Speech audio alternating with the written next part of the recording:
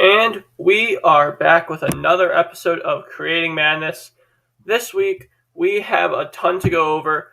I'm streaming this after the Loyola Chicago San Francisco game, which already was a banger. That was probably the best mid major game in the entire country, of all year.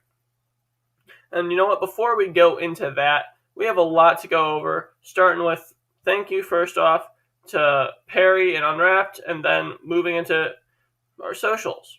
Make sure you check out our socials. We got our Twitter at ATR Madness. Go check that out. We got our YouTube Creating Madness. Make sure you check that out as well. And then make sure, of course, as per always, you check out our Instagram _Creating Madness. Now that we got through all our shout outs, let's move right into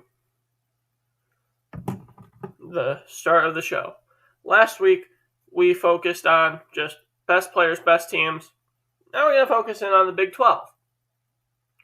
And you see, unlike a lot of the top conferences, the Big 12 is not a mess. First off, this is a conference that has so much talent. And we're just going to start off with last Saturday's games because last Friday there were no games. And you had Oklahoma defeat Kansas State. Oklahoma is looking like they are a defensive powerhouse. This game they probably should have won by more, but that's okay. You have Kansas beating George Mason by only 9. They had a couple slip-ups. But as per usual, Ochai Baji had himself a decent night. Not shooting-wise, but you know what? George Mason forced a lot of tough shots, and really it was Jalen Coleman-Lantons that led the team with his 20 off the bench. Then you got the game where every single person was super excited for, the 77-72 just walloping of Iowa State by Baylor, and really walloping's being a bit rude because in this game, Iowa State kept their own. First off, it was a damn close game throughout the entire way. Baylor, I don't think, led by double digits from, if they did, it was not for a long period of time. They were up 8 at half, but the Cyclones really proved their worth this game, and they really showed they're not frauds. And in this game for Iowa State, who else but Tristan Enuara and Isaiah Brockton, who led this team. Obviously, maybe if you can get a few more threes to go down, you win. Maybe if you can just lock up Baylor, you win. But you know what? You came within 5 of the number 1 team in the country. You were the number 9 ranked team. And as that number 9 ranked team, you were not expected to be anywhere close to that. You were expected to be mid 100s to low 200s. Very, very good for that Iowa State team. And as per usual, you'll have your Texas walloping West Virginia. 74-59. Texas absolutely killed it this entire game. Marcus Carr, after the reports of him potentially leaving, won off and dropped 20 points on the Mountaineers. Texas basketball might be back before their football because, as we know, Texas football is about as good as, Oklahoma football right now. They're both absolutely terrible. And then moving right in to the next day of games, which would be Monday, January 3rd. Nothing, because as per usual, COVID screws everything up. That's okay, because you move into Tuesday's games, you have just complete and utter dominance by the ranked teams. Kansas beats Oklahoma State 74-63. Oklahoma beats Baylor 84-74. Texas beats Kansas State 70-57. Now, yesterday, this is the game. This is why this entire little first segment is based off the Big 12. Texas Tech, Iowa State. Now we know Texas Tech, historically, past few years with Chris Beard when he was their head coach, he was incredible. He was a great coach. And then he leaves. They've been holding their own. They were a top 25 team. They get a top-rated transfer, Kevin O'Banner. Hasn't necessarily done much besides be a key role player, which is still good. But then you got the Cyclones. They narrowly escaped this one. They probably could have won by a bit more, but they're both legit teams. Texas Tech locked up Brockington. He locked up everyone. Kunk was the only other scorer on that Cyclones team to get double digits. And then Warren and Williams were the two scorers on the Red Raiders, get double digits. And then just moving into some of the better games for today, just overall. First off, I just want to talk about this Loyola Chicago-San Francisco game. You have Ryan Schweiger scoring a season high off the bench, 24 points. Absolutely is the only reason why this Loyola team won, because he was hitting shots from left and right. He went 9 of 10 from the field, 3 of 5 from free throw. It was incredible. And overall, in this game, you have a 39-38 score at halftime. Both teams played better defense than the point scored shows. And then you have just the second half balling out for Lucas Williamson and the Loyola Ramblers. In reality, Williamson, while he's been very good this year, averaging 11.6 and 5.5 nearly, he's not the best player. Like, this entire team deserves credit when you talk about the best player, because every single player on this team has potential. And you know what? They all have potential to be that best player. Moving to San Francisco, Mesalowski, 10 of 10 from the field, 20 points, 4 blocks. He's a beast. San Francisco is going to be a team that could challenge in the West Coast Conference for second. Not first, obviously, because you have Gonzaga, but you know what? I think that San Francisco is going to make the tournament as 11 or 12 seed. I could very well see. Maybe not 12, actually, my bad. But just moving right back, actually, to Big 12, I just want to take a look at their standings, because you have, obviously, just barely into conference season, but you have just such a talented conference in which, obviously, there's only 3 teams that can maybe win it. 3 might even be a stretch here. It's probably just Kansas and Baylor. Baylor's 2-0, Texas is 2-0, Kansas is 1-0 in the conference. They're leading it. But you know what? Record, we're seeing every single team that's not Oklahoma State and Kansas State have double-digit wins. Whether those wins are against some more poverty-ish teams or one thing or another. But, you know, that's fine. We have 2/3 of the season left. Baylor's undefeated. They have numerous tough games. They've played Iowa State, which was a tough matchup. They won that. They're going to have to play Kansas, Texas, Oklahoma. And you know what? They have to play Alabama non-conference. John Rothstein thinks that's going to be when Baylor loses first. Personally, I think that they beat Alabama, and I think that they're going to end up losing sometime in February to a conference opponent that they shouldn't. But that's okay. And I just want to take a quick second to just say shout out to anyone that makes a bracketology, because that's what's going to be the stream. This is going to be me going over the bracketologies. That was last year's episodes. It was not fun episode format. I love doing all of these episodes on the stream, on Colorcast, on YouTube, whatever. I want to just have fun. I want to look over Joe Lunardi's bracketology. And as of right now, his latest one, you have Baylor as the top overall seed. Makes sense. First team out, Michigan. The last team in, UCF. And then his bubble teams, you got the last 4 byes: Florida, Mississippi State, Indiana, Virginia Tech. Last 4 in: St. Mary's, Creighton, Davidson, UCF. And then his first 8 out, his next 4 out: Clemson, TCU, Wake Forest, Florida State.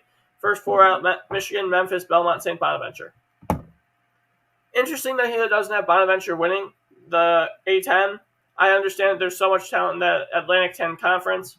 Personally, if I had, I would say Belmont, as of right now, looks like they are the best team in their conference in the OVC. Murray State's also looking good. I very well could say I would love to see Penny Hardaway or Juwan Howard turn their team around. As an Illinois fan and as a Memphis, I don't want to say a hater, but you know me, if you've listened to the show before, I do not believe Penny Hardaway is a good coach for basketball. And you know what? That's okay. He's a terrific recruiter. He's an incredible recruiter. If you sit down and you look at every single recruit that he's gotten, I'm going to say this on any time I talk about Hardaway, He's a phenomenal recruiter, the best recruiter in college basketball even. He cannot coach a basketball game worth a damn. He cannot get his team in position to win in game. He has so much talent, and they're playing like an 8th grade AAU team. And then you got Michigan. Juwan Howard. All right, everyone just completely, absolutely misses Franz Wagner. We are seeing what a terrible job this Michigan team has been doing. They were like the top 5 team in the country preseason by numerous outlets, and you're just seeing them flop. You're seeing Hunter Dickinson. If you were to look up Hunter Dickinson and Michigan stats right now, compared to the projected stats from any Michigan fan or really any Big Ten fan, including myself, if you look up Michigan stats, you would expect a lot of better stats numerously for Hunter Dickinson. Because you got Dickinson, who's averaging not even a double-double, I do not believe. I need to pull these up real quick. And then, yeah. As a whole for Michigan State, not Michigan State, as a whole for Michigan, you have the super senior leading you in points.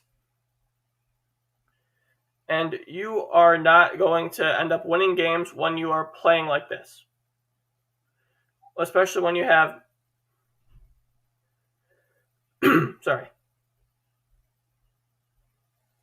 especially when you have Hunter Dickinson as your 7-1 center, not playing in the paint as much as he should be, and just absolutely bombing compared to what he would have to do. And now I finally found the stats. I don't know why it was choking for me. But you have Hunter Dickinson averaging 16 and 8.8. Absolutely, I'm not going to say atrocious at all, but at the same time, it's just, you'd expect more, almost. And yes, he's been carrying the team as of late. Eli Brooks, the super senior, 12.9 points. He's a playmaker, and he's having to do this.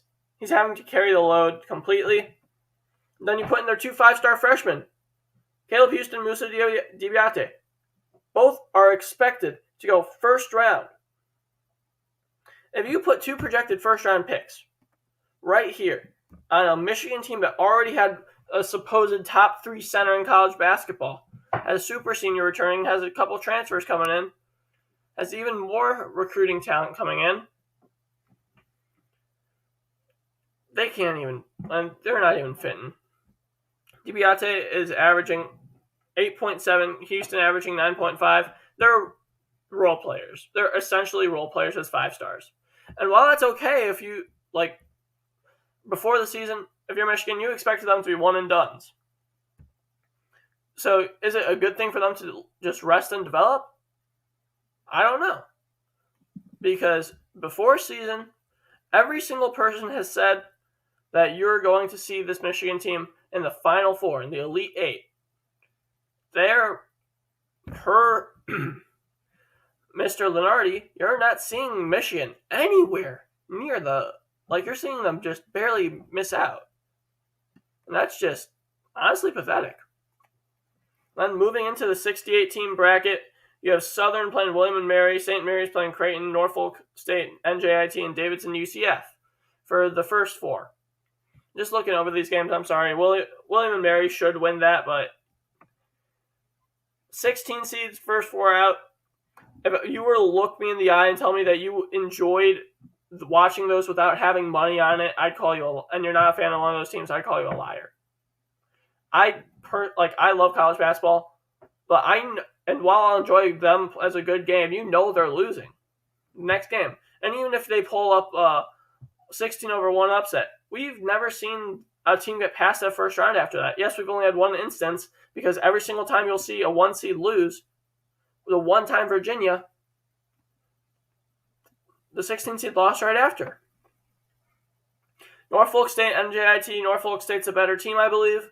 But, it's okay. It doesn't really matter whoever would win that one. Again, it's 16 seeds. And that's not me trying to crap on 16 seeds. That's not me trying to crap on mid-majors. I love mid-major basketball with a passion. I will sit and watch any game. Earlier today, for instance, I watched a Southern Eastern Louisiana game for no other reason besides I was bored. Yes, I was in school. I forget what class I was in, / lunch. I was watching that game for no reason. Then you move into the 10 seed and the 11 seed matchups. You have St. Mary's and Creighton. Creighton has been a beautiful team this year, and they've been a terrible team this year. This Creighton team has beaten Villanova. They've lost to Villanova also. This Creighton team is going to have to go up against, according to Lunardi, a St. Mary's team, which has just been an absolute stunner on defense over the past month and a half. If Gonzaga is not in the West Coast Conference, that would be the most interesting mid-major in basketball. St. Mary's could lead this conference this year if it wasn't for Gonzaga. Then you put in Davidson, UCF. Davidson, the team that very well could, and I'm not going to say should, I think Bonaventure should, win the Atlantic 10. Then you put UCF. UCF basketball. Am I going to say that they're going to win the national championship like they did in football? No. Nor did they even win in football. And this basketball team, I think that this bracketology is made way before mine. The show, I think it was made this past Monday. But UCF has come off 2 straight losses now. They lost to SMU by 12, and they lost to Temple by 4. You cannot be losing to Temple first off. I'm just going to get that straight. If you want to be in the tournament, SMU, I understand. I think that we could see 3 Conference USA teams, 3 American teams in here. Honestly, I could see 2 Conference USA teams, maybe 3 also, but that's a whole different story. I think UCF would win this game, potentially, but I just think Davidson has so much talent on their team. And if you were to look up just why they would win, it would be purely because of the threat of Hae-Jung Lee, averaging 17.5 a game, and then you also have Foster Lawyer, who's still getting 16. You have your top 4 scorers averaging 12 or more points. If you have your top 4 scorers averaging 20 or 12 or more points in 26 or more minutes, you're in a good spot. If you can trust your bench to be able to go 4 deep and give them all 15 minutes, you're set. And that's while throwing a couple extra players in there for foul trouble or whatever.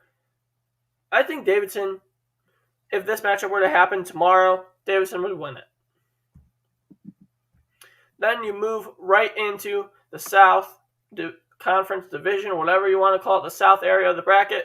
Baylor versus Southern or William & Mary. I already said William & Mary, doesn't matter which either team, because as we all know, Baylor is the best team in college basketball. Does Baylor have a chance at losing? Absolutely. Would they? No. Then moving right into the 8-9 game, Loyola Chicago BYU. Oh, geez. Loyola Chicago is an 8 or a 9 seed again. Yeah, that does not bring back good memories for me. But you know what? They would beat BYU. Alex Barcelo and BYU are inconsistent shooters, and Loyola Chicago has one of the best offensive teams they've had in the past decade.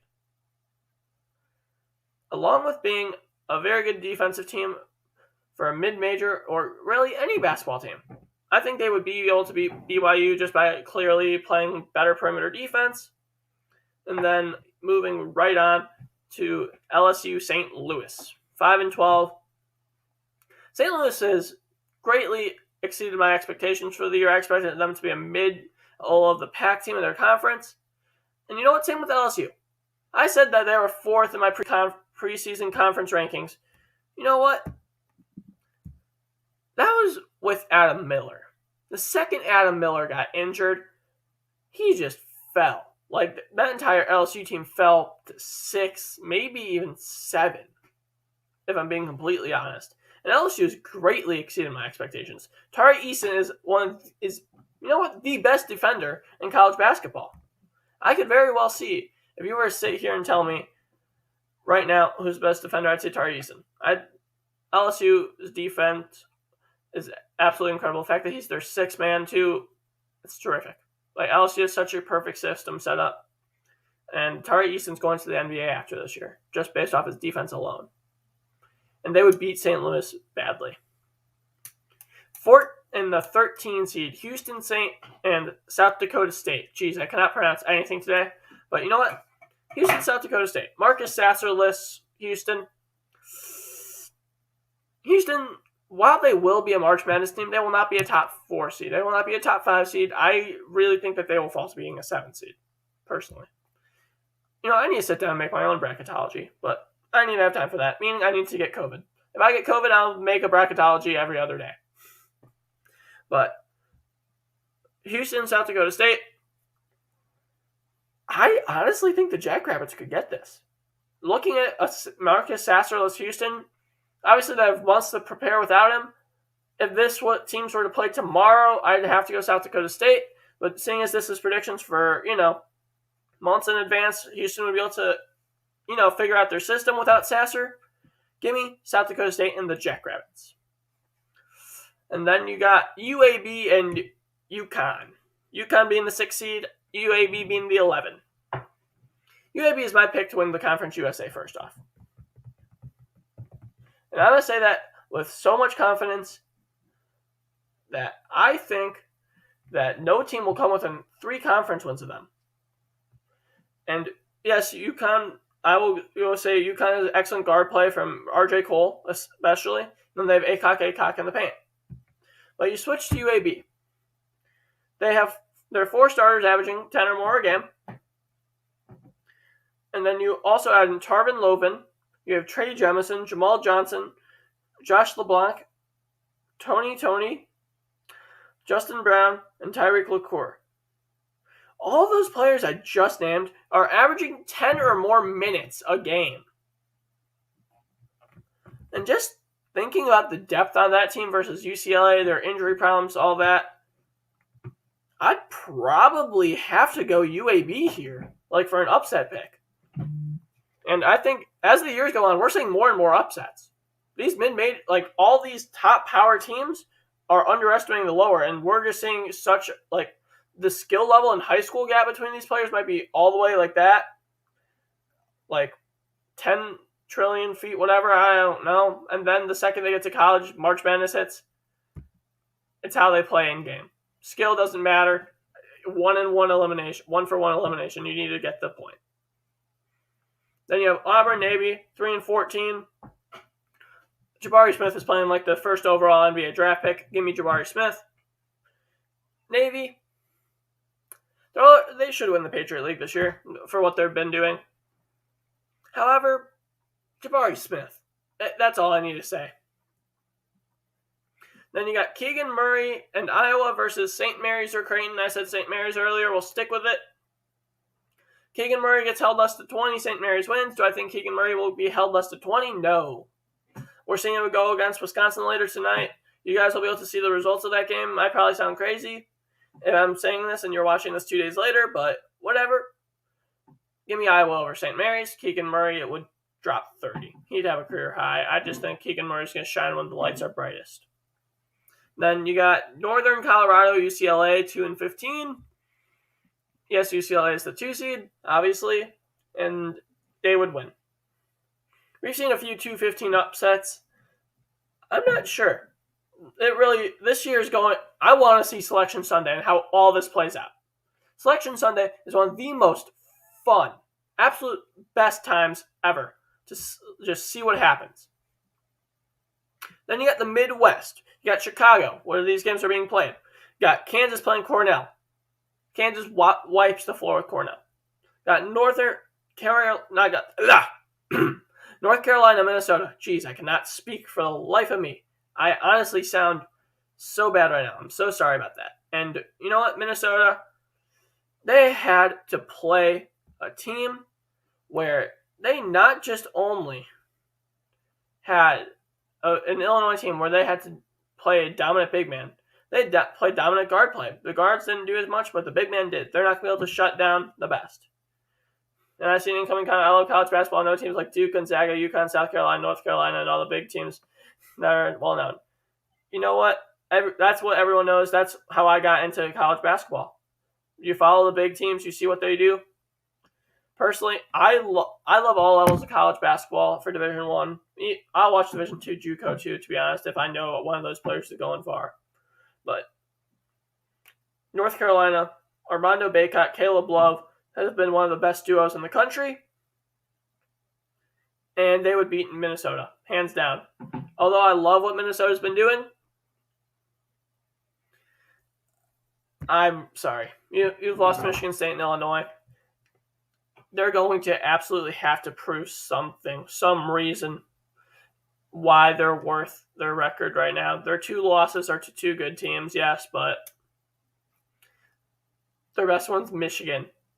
Before the season, I'd say that's okay, what they're doing right now.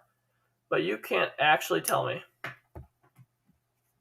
that you would see Minnesota beating North Carolina as of how their teams are set up right now.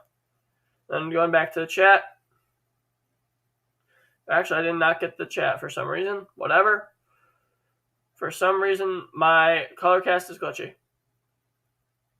But that's okay. We have next up Xavier, SMU. Yeah. Xavier, they're slowly gathering back from their injuries with Fremantle and all that. Once Xavier gets prime condition, I know SMU's a good team. Xavier kills them. That's my thought, at least. I mean, you're having a veteran-led Xavier team where I don't think that we've seen Xavier have a blowout loss to the point where it's been ultra embarrassing, you're geez, I don't think I can stand watching this team again. And then as for we're looking at SMU again, mid-major greatness. They've been great there. I have no problem with watching mid-majors do incredible in March Madness.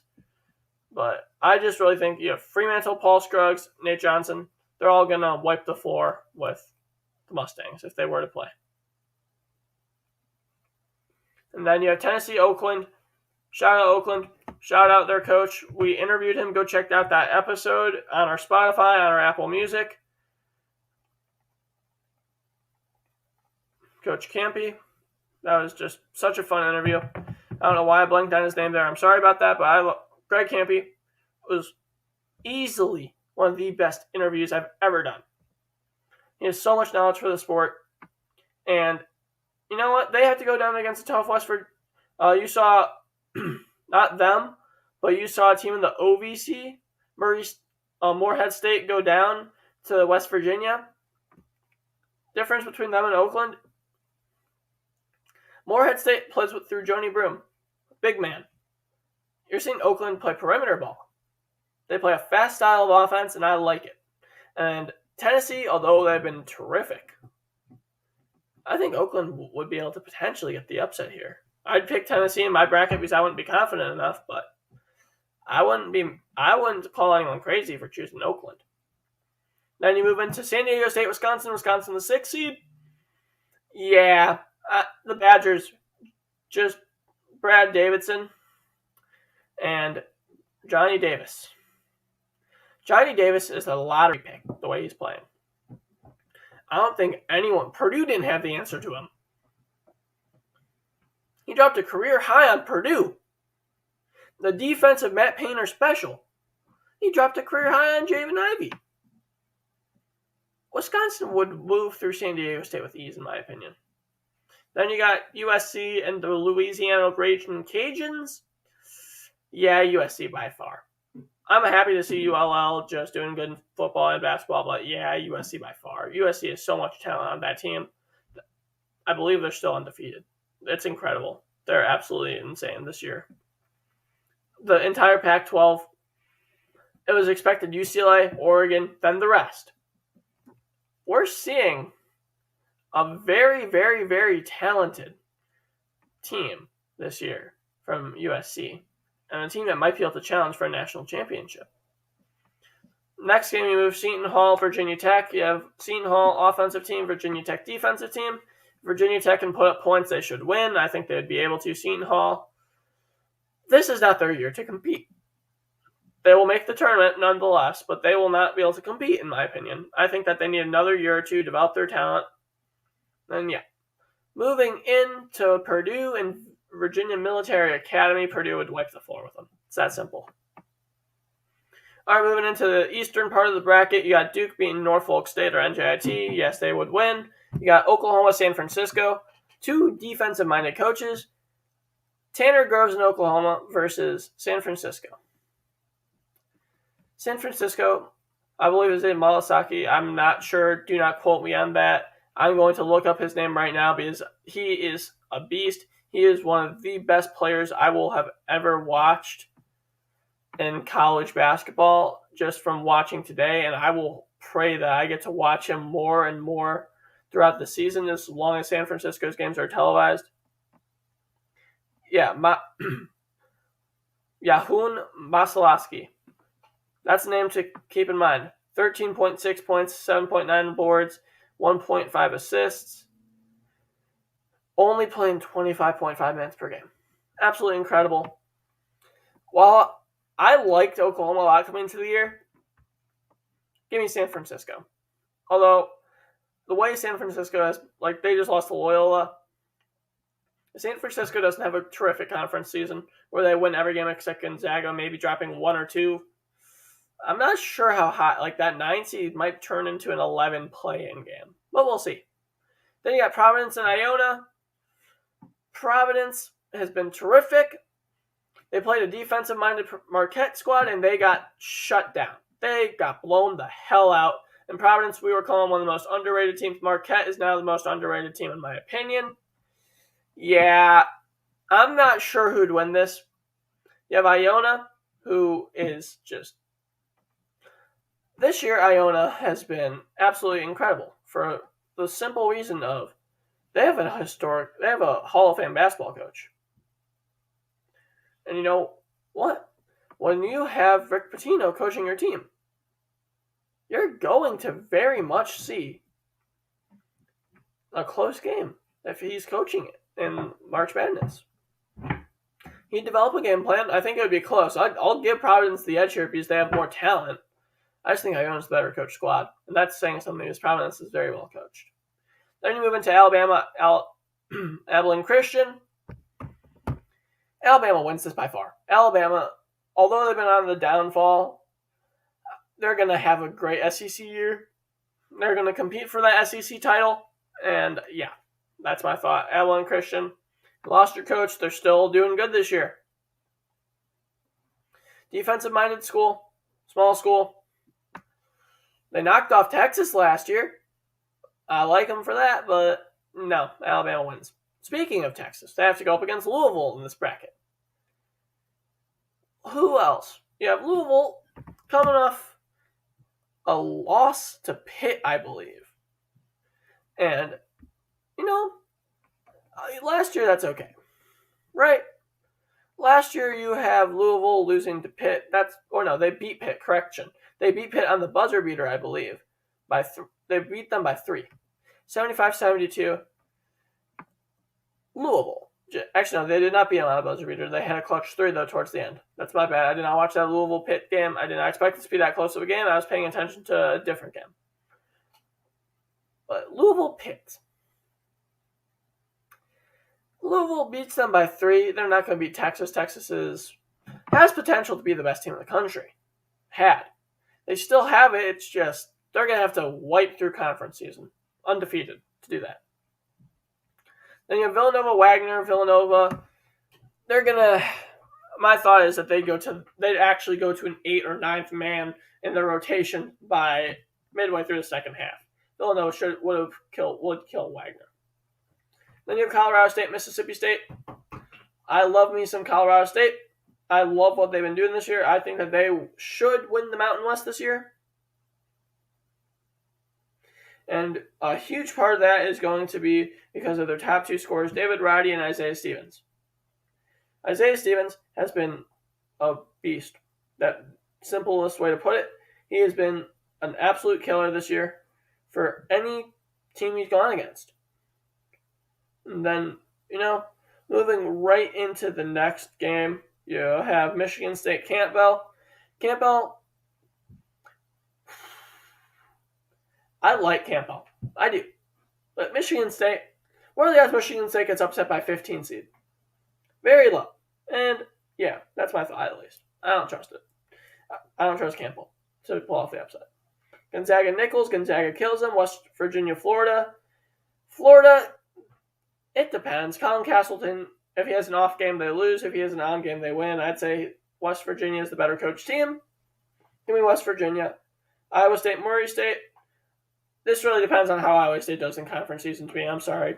I know they've kept it so close with the past 2 games. They won against Texas Tech. I just want to see a little bit more. It's still early. If they just can be a little bit closer, like just getting a couple more wins over the next 2 weeks, I'd say for sure. I'd still say Iowa State. I just not sure how close. Then you have Ohio State, Ohio. Ohio State's one of the hottest teams, probably the hottest team in the Big Ten. And I'd give the Buckeyes over the Bobcats any day of the week as of right now. Then you have Illinois, UCF. UCF does not have Taco Fall anymore. Illinois is the team with the dominant big man in that matchup. Yeah, Illinois. Illinois over Davidson if they played. I forget who I chose, but Illinois would win that. Then you'd have Kentucky, Liberty. Kentucky would beat Liberty, and I'd love to see that Illinois-Kentucky matchup. I want to see an Illinois-Kentucky matchup in March Madness so bad. You should have Illinois' 2 ex-assistant coaches going up against them in that case. It would be fun. Then you have Texas Tech and Indiana. Trace Jackson Davis versus Texas Tech. Because really that Indiana team is nothing without him. I'm sorry, I love Big Ten basketball. I love Indiana. Trace Jackson Davis is saving their program as of right now. That's my thought at least. Do I think Indiana... I think if Indiana can pull their young guys up, have them earn those minutes more, have Tamar Bates hit a couple more shots, being a little bit more efficient. Yes, he's already a pretty good player. I'd probably say Indiana, but no, Texas Tech for now. And then you have Arizona, Cal State Fullerton. Obviously, you got to go with Arizona here. It's plain and obvious that Arizona's the better team. They have been a phenomenal team all year. And my voice is starting to get scratchy. We ended the bracket. So that's my cue. Thank you guys for tuning into our broadcast. It was a bit shorter than last week's. I'm sorry, but we will see you guys next Thursday. Make sure you check out our Twitter at ATR Madness and check out our YouTube as well. Creating Madness. Good night, y'all.